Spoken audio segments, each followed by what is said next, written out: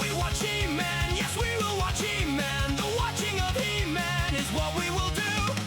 Into the castle of Podskull. It's manly and cheesy and rad, maybe a bit homoerotic too. He-Man, it was our favorite show. He-Man, let's watch it now that we're old. He-Man.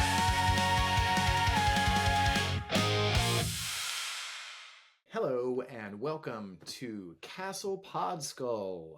This is the podcast in which we talk about He-Man and the Masters of the Universe, the masterful 1980s cartoon that we love oh so much. We're poking a little fun, but we're doing it in a manly and respectful way.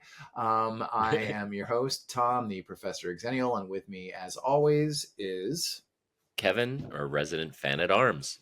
Yep. And if you're just tuning in for the first time, this is the show where we talk about the old Filmation episodes. We give them a watch right here. You can watch along with us. And we talk about how manly these episodes were and how rad they were. And sometimes how cheesy or inappropriate or, homoerotic. It happens. And then, did they successfully sell us a toy? Because that was the goal, right? And if they did sell us a toy, was it one of the toys that they actually made, or are the figures that they didn't sell cooler than the ones that they did, which sometimes has been happening? And what's the moral that they left us with? Because that's really important, right? So today we are talking about the episode number 10. So we are now, one decade of episodes here down. This aired originally on September 16th, 1983. What a glorious day that must have been. And this episode is called Reign of the Monster. That's REIGN of the Monster. As this gets started, Kevin, fan at arms, anything you want to say off the bat? I kind of love, we were talking offline about this. The title of the episode, it kind of just felt like a little generic with this one. Like some of them have been like really like mysterious or leading, and it's just like Reign of the Monster, just like I just kind of got a kick out of that. And here we the go. Episode Shimer Punch. There we are. Shimer the old Punch. Shimer. Yeah. I mean, the episodes before this were Creatures of the Tar Swamp, which is at least a little bit slightly more interesting. Song of Selice, which is specific, and She Demon of Phantos, which is very specific. And then and it's the thing of the thing. That's what we'll do. And we're starting on a creepy cave, which we learn is. Like, is this the orc cave again? Yeah, because I thought they were bringing them back, which I thought was kind of fun. No, this is just a different, one of different Skeletor's different apartments here. It's kind of a weird setup. He's got his H.R. Giger cauldron. Spooky, cool. Yeah. He's cauldroning away. Spooky pink goo. Yeah. Which is interesting. He's Vicks Vapor Rub. He's summoning his Pepto-Bismol, and he's doing this in front of a crystal in which it looks like there's a minotaur or something like that. Kind of a strange scene to open up on. What the? And then we get our first glimpse of what I guess is the monster. It's a bit of everything. It looks like it's some sort of Caliban. We'll find out. Yeah. Break open the stone. It doesn't work. Now, we have this fella. Now, okay, so right away, it's like we're seeing these guys, and what we learn that these guys, first of all, this guy's voice. Destruction has been present for centuries. Also, kind of a strange accent. That mustache, though. The mustache, So okay, there's a lot to unpack here because yes, there was that. It's kind of like a clipped. It's like, how do we get across an accent without really doing it? It's like that kind of thing. We'll just slightly clip off some of the. They did it with Strong Arm too, right? And then we have these guys who we learn. I guess they're humans. They're not orcs. We've seen orcs before. Yeah. Although they're similar. They're not ape men, who we've also seen, although they are similar. These are Torgs. That's what they call them, Torgs. And this is King Vaughn of the Torgs. He kind of looks like, I don't know if you saw, what was that HBO show, Chernobyl? He looks like the guys that they hired to come dig out. I'll send you a clip, but like this is spot on. Anybody that was a fan of the Chernobyl series, the Torgs look very much like the angry miners that they get to come save the day at Chernobyl that are just like not having it. And Interesting. And the one mustache. guy on the right there is definitely not having it. He is like, I don't care about this. When am I getting paid? But also, like, let's look at their armor for a second. They're wearing what looks like heavy duty, probably not photonium, but heavy duty metal, like bullet caps, like that looks safety that helmets. Apparently are riveted into their skull. Maybe like, they look like they're screwed into their heads. Yes, maybe that's why he's all kind of pissed off. And it could be. But like, presumably, why would you have that? To protect your head. Yeah, and nothing else. And nothing else except his wrists. His protect my head and my wrists. But bare chested. No, I need all my men need to be bare chested and loincloths. I need something to look at when I'm down here digging. Yeah. You promised to find the weak point in the crystal and free him. The magic of the elders is too strong, King Von. Only something with their power will free him. I know just such a thing, Skeletor. Then get it. So anyway, this is all just to set up the MacGuffin of the episode, and we cut to Dr. Seuss Lorax trees, and another realm of Eternia, again precariously perched in a very strange way. Yeah, very structurally not sound. Why build on all of these odd things? Yeah. You could make it to this celebration of ours, He-Man. I wouldn't miss it, Stratos. Oh, finally. We are in Stratos' hometown. Yeah. And they all look like they don't. None of them look like you'd assume like flying people should look like. No. And, all along we were just assuming like Stratos, maybe he was like a foundling, the changeling. Nope, they all look that kind of out of place. Yeah, and all, so the men, not all of them, but many of them have, like, I see two other Amish beards in this crowd shot. That's how they know their age, that when they're 18, they grow their beard and they're ready to take a family. And this also establishes what we didn't know before, which is, what is Stratos' skin color? Is it gray or flesh? No, it is flesh. It is and those are gray uniforms that they wear, but they're all wearing a slightly different variation of uniform. So there is some, there is some variety, but all the same glasses and all the same helmets. And we can only assume they're glasses. I guess I don't know, but maybe it makes sense. It's only one goggles for flying that it protects their eyes. So they might be Amish, but at least they're forward thinking about. So, and this is called Avion, because it's aviation. It's where the flying people live. So, whatever, a little on the nose, but this is their anniversary or their celebration, where he's got all his weirdo friends and family. Once a year, they take out the staff given to his people by the elders. What does this amazing staff do, Stratos?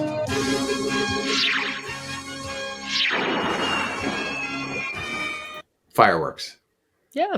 Great. I mean, that is a cool firework display, but you'd think the elders give you something, real special, but it's like we get a one-use firework spell. I mean, I guess our elders created the country, and once a year we set off fireworks too. So I guess that's the connection.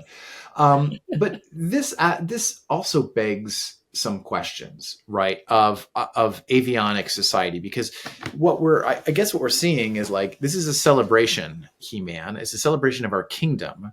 And so this is a big deal, I guess. I'm glad you can make it. There's 6 people there.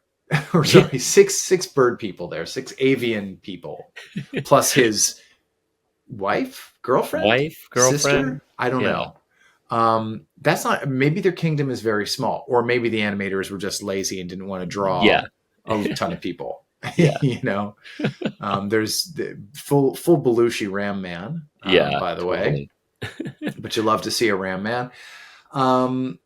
Anyway, so the staff glows and shoots fireworks. That's fine. But they're getting attacked right away. I'll also point out that okay, so these are kind of cool. These like man the defenses. Okay, so now we get this like fairly lengthy battle between what we learn are the Torg spaceships and the avian warriors. And that's a sentence that's very dorky that I never thought I'd say, but here we are.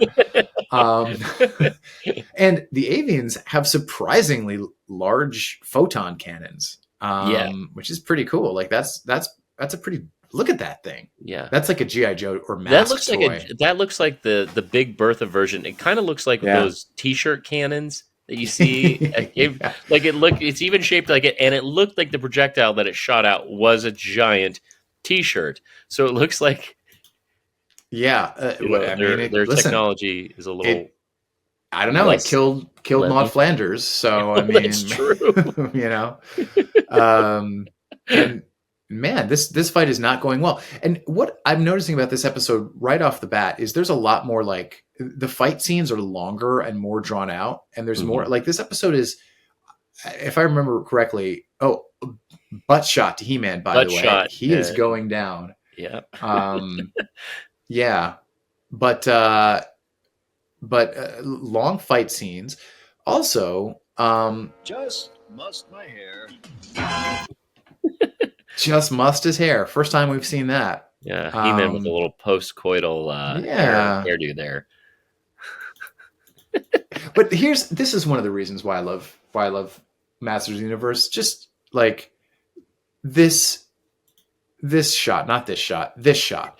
Yeah, it's a spaceship, and it's being driven by two barbarians in loincloths. I love it.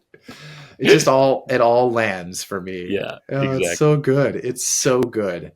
And he's still wearing his little crown. And the only way that you know that he's the king is that he's got a gold crown and gold wristbands and that mustache. Otherwise, silver for him. Oh wow, yeah, okay. Anyway, a claw comes out and gets Stratos. He's always getting caught. Have you noticed that? Yeah. Of all the men, he's the most maneuverable. He can fly, yet every time he's the one getting caught. He can't get away. Yeah. And then, so here we meet, I will call her Lady Stratos, because I don't know if do they name her name? Who were those creatures, Delora? Oh, Delora. Okay. Delora. I wrote down Lady Stratos because I wasn't sure. But that's very similar to Elmora. And what was the other one? Right. What was or the anything cousin? that ends in Tor, it's just sort of like... Yeah. Maybe that's masculine, Tor, and Aura for Allura. Allura, yeah. Adora was She-Ra. That's who I'm thinking of. Okay, so now we're in a cave, the Torg caves again. Yeah, we've got Stratos tortured. So tell me, King of the Birdmen, how do I use... King of the Birdmen. Did you know that? Yeah, that's what we just finding out. This is like bearing the lead. He's been seemingly a sidekick all this time, and he's king of these people. He's king of these people, and that, at first I was like, that's really stupid. Like, these people are just, like, doesn't he have work to do as king? Like, Randor's buff too, and he's not that old. Like, he should, I mean, I guess Randor may not have powers, but neither does Man-at-Arms. It's like, he should be going on these adventures, I guess, but I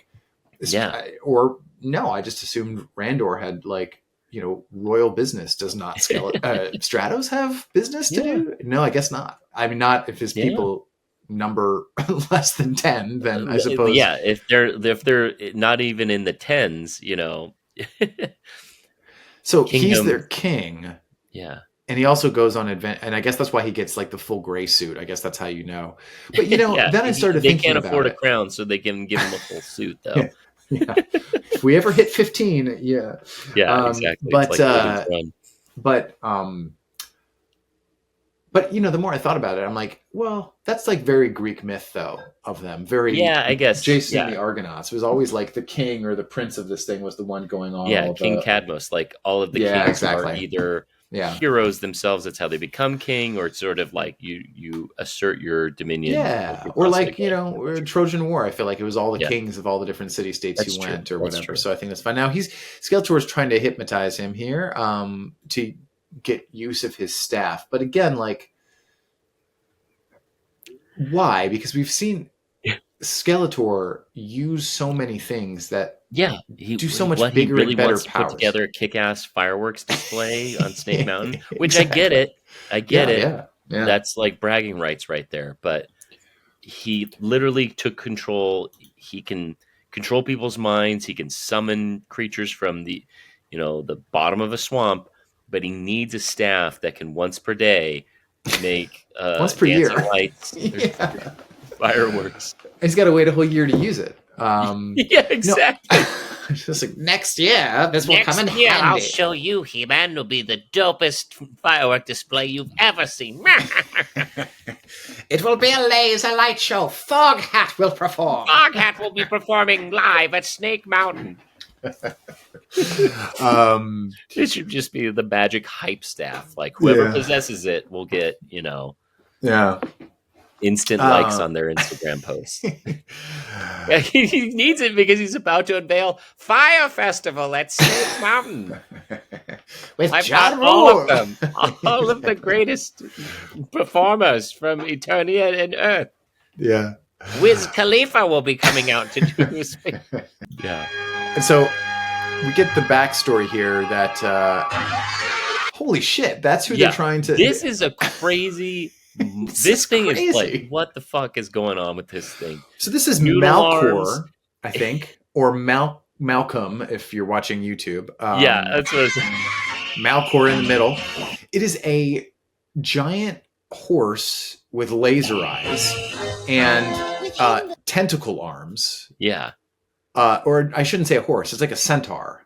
Yeah. Except he has tentacle arms, which are like crossed. He's not happy when he's in the ice. Very upset. Like, he's upset by it's upset by its design. It's like, I shouldn't be. This is just bullshit. Why do I have tentacle arms? How did I get so ripped with tentacle arms? Yeah. Or maybe it's sort of a nod to the, what was it, the D&D Demogorgon? Again, Demogorgon. Yeah, it could be something like that. I always thought that was like a weird creature with a tentacle. Yeah, that's true. Yeah.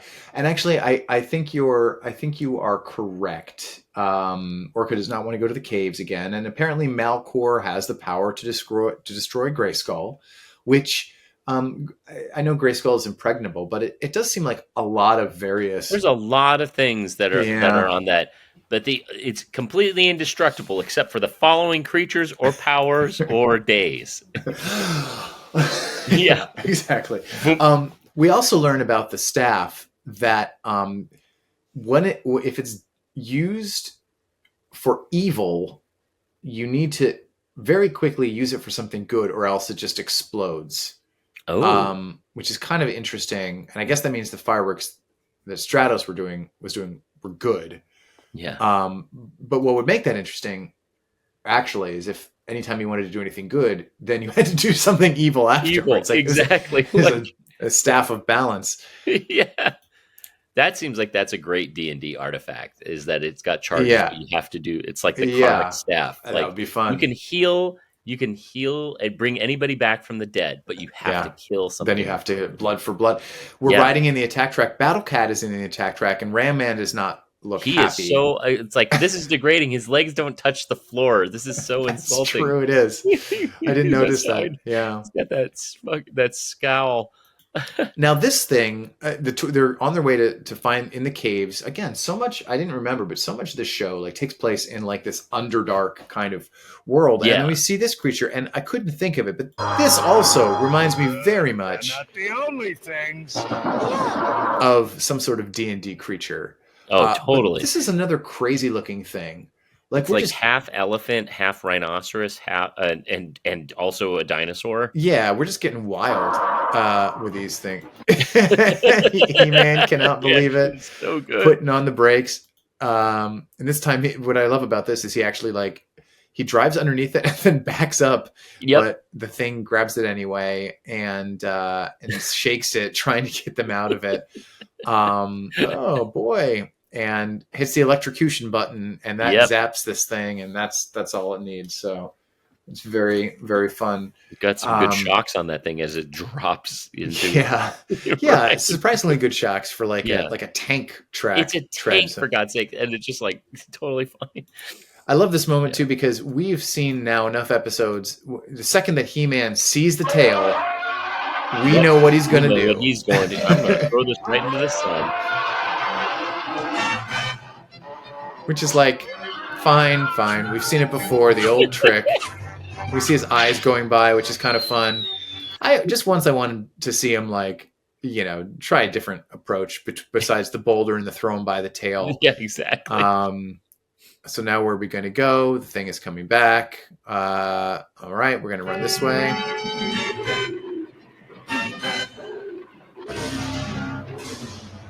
Cool little synth hit. And then we get the Torgs. And the Torgs at least have lasers, which is different than, I feel like, I don't know what the orcs and ape men have. They didn't have lasers. Well, the orcs had like guns. It seems like that's the interesting thing. These cave people all tend to have like some sort of laser or pistols. Everybody else is doing like swords, kind of melee stuff. Oh, Stratos. Oh man, not just one, but many strati. Dozens of. This is where they've all been hiding in that little room. But which one's the real king? Yes, exactly. And this is literally what we just did in the last episode with who's the real Skeletor. Exactly. One of them is the real Stratos. Don't get too rough. I mean, again, like, I don't know. Now Stratos has lasers from his wrist. I was going to say, when, has he always had those? If not, like, Skeletor gave him like an upgrade. Why hasn't he busted those out? Because I don't think I remember him being... I was like, he could fly. And I think this episode, they're like, oh, we got to give him something else. He's got a cool staff. And he can shoot laser beams out of his hands. And they're apparently strong enough to knock He-Man off Battlecat. And I guess Orko is over here praying or something. Or just admiring the two hotties in front of him. Like, oh, finally, I've got... Yeah. And then so Tila's...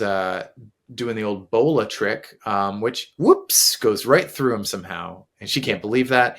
And He-Man, I have to call out this very, very boulder that looks like a pair of nuts. Oh, I was going to say a butt, but butt nuts, whatever you want. Butt or nuts. It's something. It's something inappropriate. This is the thing right here. like because there's no these nuts. How these about nuts? Just take these nuts, Stratos. Yeah. Honestly, there's no earthly reason. No rock looks like this, so there's no earthly reason that they had to draw the rock like this. Yeah, they're doing this. Yeah, they're doing it to us. Rock needs to look more butt-like. Was the note? It's like or gonads. Or just make it inappropriate. Lure, are you sure? Yeah, I'm sure. God, butts and rocks, butts everywhere. Boom! There we go. That hits none of them somehow. Yeah. But up comes Delora, and is she tiny? What's going on? Yeah, that's she's just like this episode. She's like turns into the she's like the wasp. Bumblebee or something. The wasp, yeah. I'll fly inside his brain instead of Hawk Girl, which is basically what she is. Yeah, exactly. And she has the idea here. We are not your enemies. To find the real one by just the evil spell has been placed on you. Talk to it, and that causes him to get all toothy and shut up, woman. That's basically what that is. But again, all the other bad ones definitely letting her have her time to say whatever it is she wants to say. So she realizes which one the real one is, while the bad ones are still and then he remembers in his eyeglasses Skeletor, and we're looking through them for a second. And then I guess he just like does that. He lasers. My will is returned and yours is gone. And he just wills them away. Okay, so I guess that makes sense. Is that they were like illusions, but that's at least what I was thinking is like why like when they threw stuff and went through them, but they were still able to like shoot those. Yeah, I guess so. I don't know. Continuity's not. Yeah. Again, it's like if they were clones, then we have some explaining to do of like where things go. There's obviously like little dimensions everywhere because people are always disappearing and just going to another dimension. So there's one dimension that is just like one planet or something that is just completely and only occupied by beings that were conjured for one purpose or another and then just dumped. Yeah. Right. So like that herpy bunny from a couple episodes ago is just floundering around on the floor. Yeah. And now like 10 strati show up to keep him company. So, so now show me the weak point in the crystal, which is, I guess, right where he was shooting before, but fine. Okay. And in come the Torgs. We have some unfinished business, Skeletor. I feel like he says that a lot, that line. Yeah. But now's the time to finish it. Say hello. Foolish mortals, say hello to Mulcrum. I love that roar noise that gets used in so many like cartoons. It's like the what noise? The weirdest bird. Oh yeah. The like noise that it's making for this creature. It's like roar. Well, one thing we didn't call out about Mulcrum is yes, he's a horse. He also has minotaur horns, and he has a crazy mullet that we didn't even like. He has like a full on like or something like a full on hair metal thing, and he's big, but he's not like Dracodon big, but he's still big, and he has wind breath. We didn't call that out. He's like hurricane breath. That's crazy.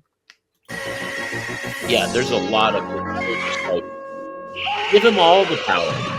He can, he has control. Hurricanes. He's got tentacle arms. Eyes that can like make stone. I guess I've never heard that one before. Yeah. Now just once I want to see like something like this. I like how we cut to them and they're already just like sitting down. They've given up. They're like, well, he's got every power now. 3 seconds have passed, folks. Like they are in full despair. Orko is praying again. Like Hawk is like, or Stratos is comforting Delora. Like they've given up. It's been literally 3 seconds. They've seen He-Man literally pick up mountains, throw them, or punch through floors made out of what are they in? Yeah, rock. Like, but could be anything. Photonium. Yeah. This rock could be photonium. Better give up. I love this. I love that Skeletor is using Mulcrum as a mount, and Mulcrum is like, "Yeah, this is fine. This is fine." Like, just once, I want to see one of the monsters like not be into Skeletor. Like, no, I do, man. I'm like, I got my own plans. I was in the middle of something 1,000 years ago. I finished business. Yeah, I need to find my ex, Brenda. But no, they go riding off, and that's pretty cool. Oh, more stone. Oh no, now we're gonna blast Stone with his eyes, and off they go. That's pretty cool. After that, you can come back here and patch that hole in the wall. So anyway, now they're standing up for some reason. So I don't know why that animation choice was made, but to have them sitting down. But there we go. And because immediately He-Man is very easily able to push that wall. Yeah, he just pushes it. Yeah. Doesn't even have to. Oh, no, he does. Have to punch it. No, he does. Maybe there's a quicker way. And all he had to do was push it. Yeah. And then he shimers it. One shimer. Oh, did you catch that? He's like, he's rubbing his hand. He's rubbing his hand. Dude, it hurt. I love it. He's just like, satisfaction. He's like, all right. I guess I'll read it that way. Yeah, it doesn't seem like it hurts. It's just the satisfaction of job well done, friends. Job well done. Another shimer for yeah. The rest of you, get that staff before it explodes. Yeah, so remember the staff is going to explode. Oh, that's right, because he has to balance it out, or else because it's been done something evil, made a Mulcrum. Okay, so okay, so now we're at Grayskull, the sorceress. She sees Mulcrum outside again.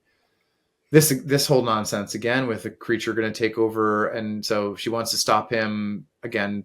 It could be literally anything. She chooses a fire moat. He hates that, but he gets rid of pretty easily with his breath, and again making stones. He also can make trees. So that's cool. Whoa. I like that this monster is magic too. He's not just right. Yeah. And just like summons these like claw arms. Yeah, and again, like just another example of like the animators not taking the time to like this should piss off the sorceress or should worry her, but she looks fine with what just happened. She's fine with it. Okay, Yeah. so that happened. All right. No, Guess, claw trees. All right. guess I'm screwed. Yeah. Okay, so his magic is stronger than yours, and that does appear to be true, even though we were told the sorceress is the most powerful magician in Eternia. But there we go, and there he runs, and he's going to headbutt the door, which we know opens outward. So that seems like a bad idea.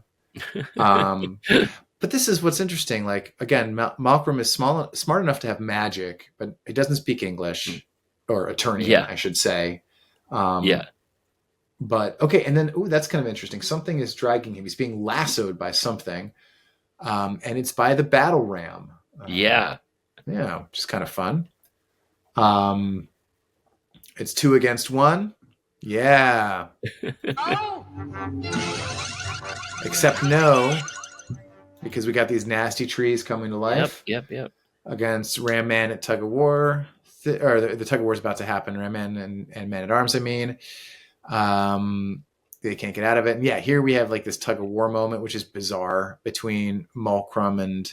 Also, it just seems like Mulcrum keeps going back and forth as far as like disproportionate size. Like he's huge, and then he looks like he's about the size of a regular person there. Yeah. So Orko is being left to distract the guards.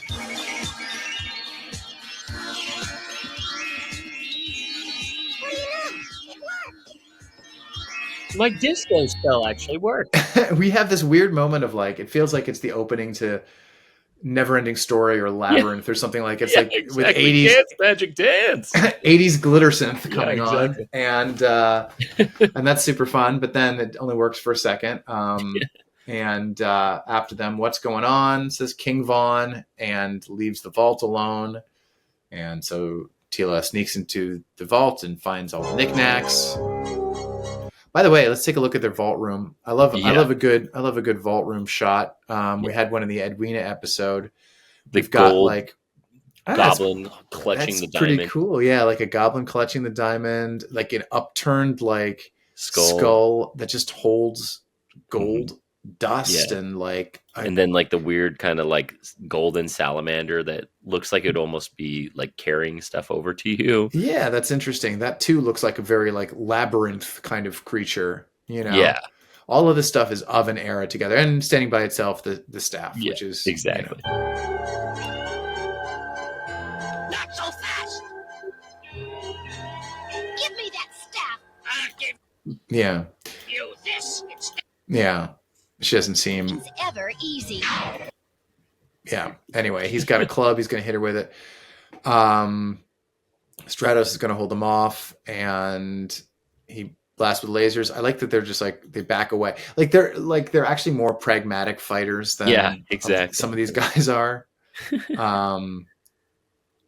So yeah, and Stratos is going to fly around some more. We are back to Grayskull and to the weird tug of war.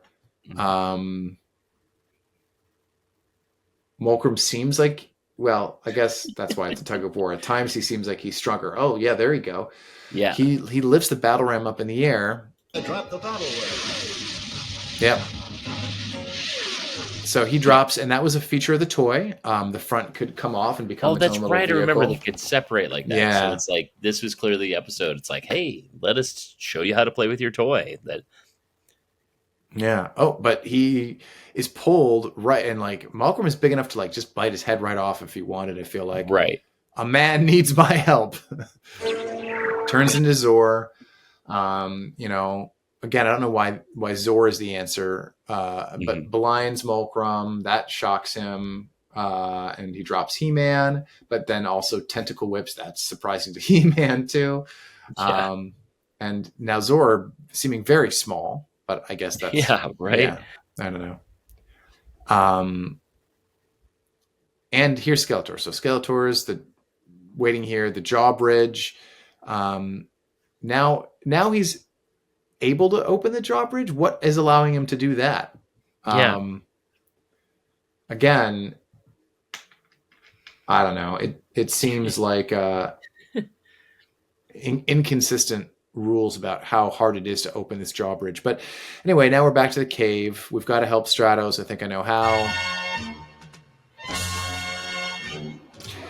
And what they looked at there is these, again, weird spaceship things, which look, I don't know. The cave looks like not a great place to fly those. You know what I mean? Yeah, but exactly. A lot of stalagmites hanging a little low, but yeah. I love just the look of those guys, the kind of the dopey ass like bullet helmets, and yeah. Also, we have I'm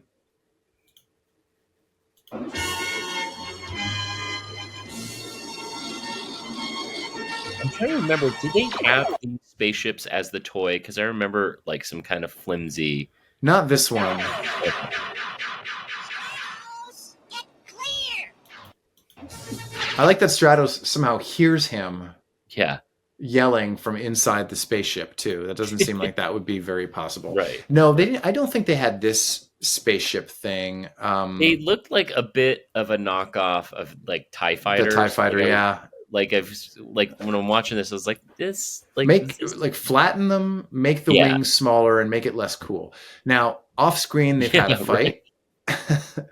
Right. Which we didn't get to see the fight between Tila and King Von, but that would have been cool. But now we learned that the staff has got to get to He-Man before it's too late. I don't know why any of the rest, like Stratos, could do something. Yeah, he's the king. Doesn't he know the off switch, or doesn't he have the password? He's just like, I'll just do more fireworks. Yeah, easy. Just fine. Fireworks are good. We've established. And we have this kind of 3 or 4-way fight here between Mulcrum and He-Man and Skeletor. Whoa! He did not want to see the staff. Yeah. He-Man catches the staff. Oh, wow. Truly shocking. Staff Aurelion, I command you. Oh, knocks out of his hand. He took too much time to monologue.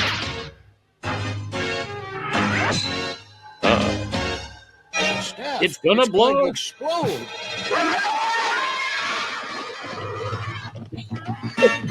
He just runs right towards the galloping monster. And somehow they crash off screen. Another He-Man episode of Romance. Yeah.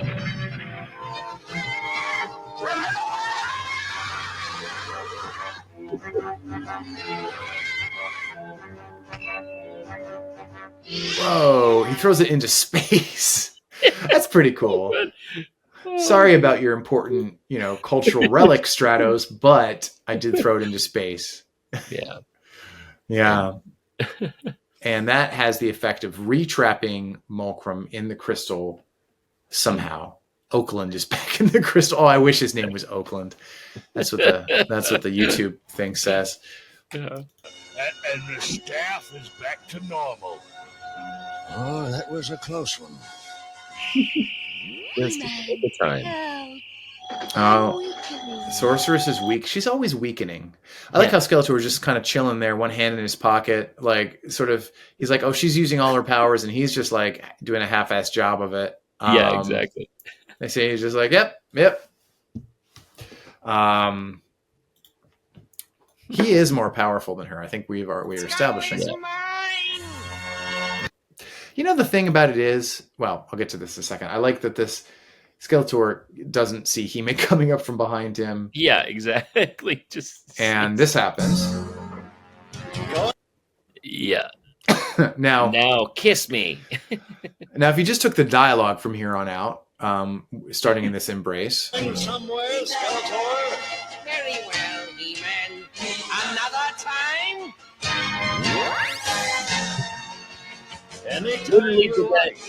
Anytime you like. Right before you've established that he can teleport. Yeah, exactly. Come on, exactly. Man, you're better than this. But it does feel like two casual lovers, leaving each other. Another time, anytime you like. Another time, my sweetums. The wife is in town, but the wife is next week. Oh, your wrestling friends are here. I imagine we. I imagine all exactly. Leave the change on the counter. Yeah. Now we're back at Avion. To begin the festival. Let's hope there aren't any more interruptions. Demon, help! I don't know. This is bizarre. It's like a little drone. Oh, that kid is pure evil. Well, but look, they took the time to draw his He terrible even has teeth. the janky teeth, just like his dad. So that is a cultural or racial element of the Avion people that we've established. That is not just an ethnic stereotype. It is being shown to us that they all have weird teeth. They have weird. And for some reason, teeth. he has a remote control toy of the creatures they just defeated. I don't know who created that for him or why, but everyone loves this. But he's using it to drones. He's using it to kill Orko, which I think is something that every child could get behind. So there you go. And then that's it. Now we have the moral. Boy, the fruit on that tree looks good enough to eat, doesn't it? Now we're starting off with fruit. That's like a lot of things you might find around your house or in your neighborhood. Okay. But looks can fool you. Sometimes things that look or smell good can make you very sick. Remember, never taste or eat anything if you're not sure what it is. The best thing to do is to ask a grown-up who knows. Remember, it's better to be safe than sorry. Till next time.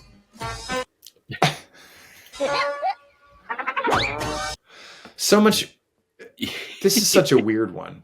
This is a weird one. Again, very helpful moral. Like, don't eat everything you see, dum-dums. These are more like, these are falling into like PSAs, not a moral. Because I feel like that's true. The moral should have to be something that is mined from the story. This has nothing to do with, like, you'll see fruit, much like a caged monster that is locked away in a crystal. Like, for eons. For eons, it has nothing to do with the monster. So, relevancy. Yeah.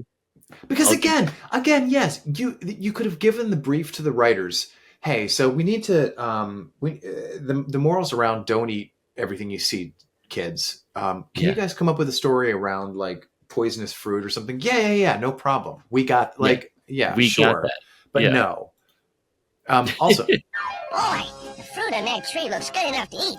No, does it? No, it does looks not. Like an upside down eggplant and eyes. It looks like weird little. It looks like Werther's Originals stuffed in pink Chinese food containers attached to an eggplant light bulb or something like that. Yeah. It looks like fruit that looks at you while it eats. It's like no thanks. No thanks. Yeah, it is sentient, ephemeral fairyland fruit. No, I don't think that looks good enough to eat. Yeah. Also, right at the end, I feel like Orko good can make you very sick. Remember, never taste or eat anything if you're not sure what it is.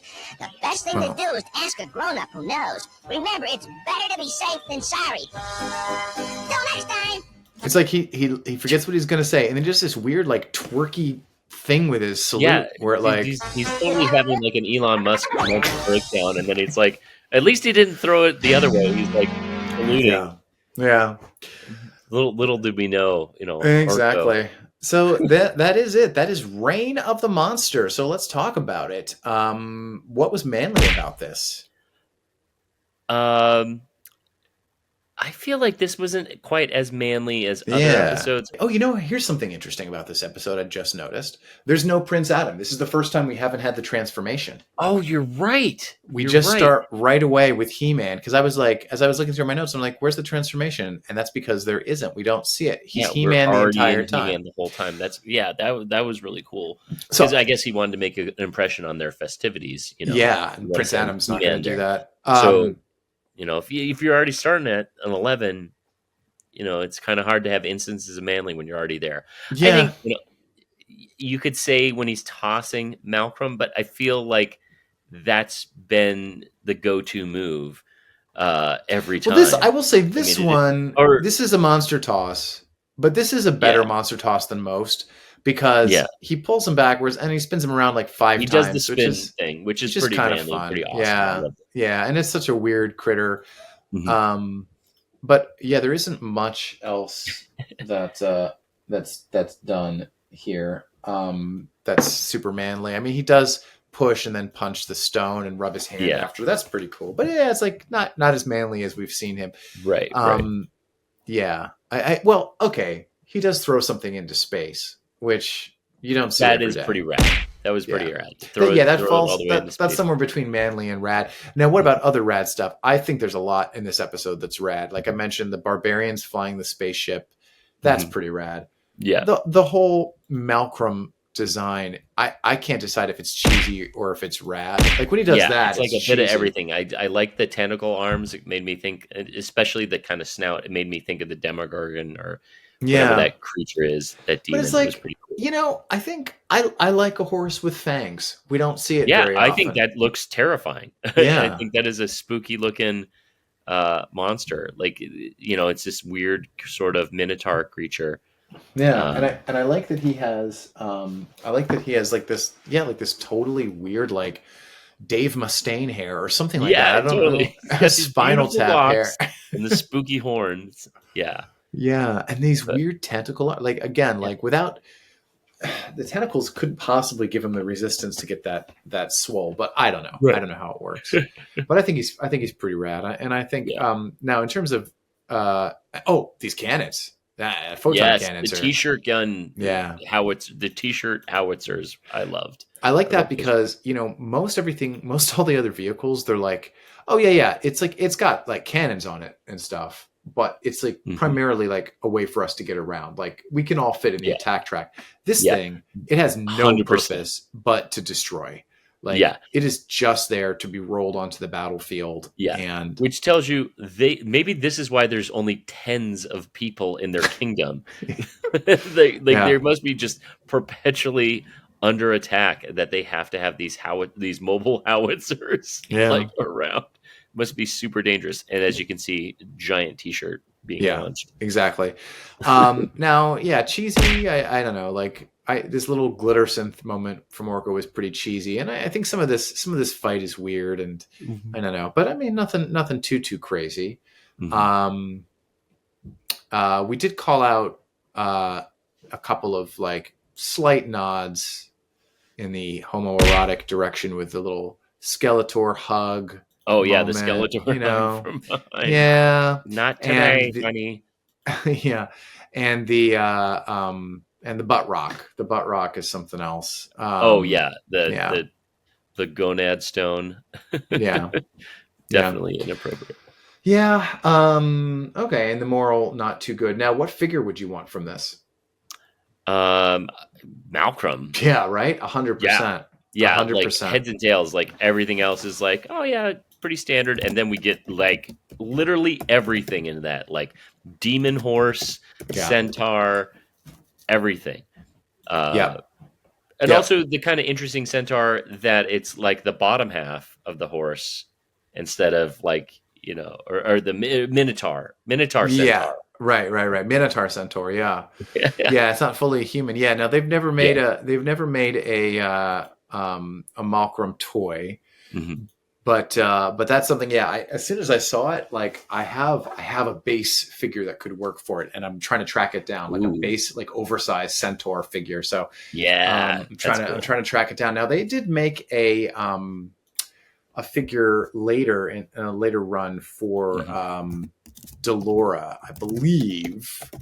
I never had it though. But they did, but she's not that interesting really. But yeah, very cool. So maybe we'll get making one of those soon. All right. Anything else? Oh, we have to rank it. How would you rank this one? How many shiners? I think this one,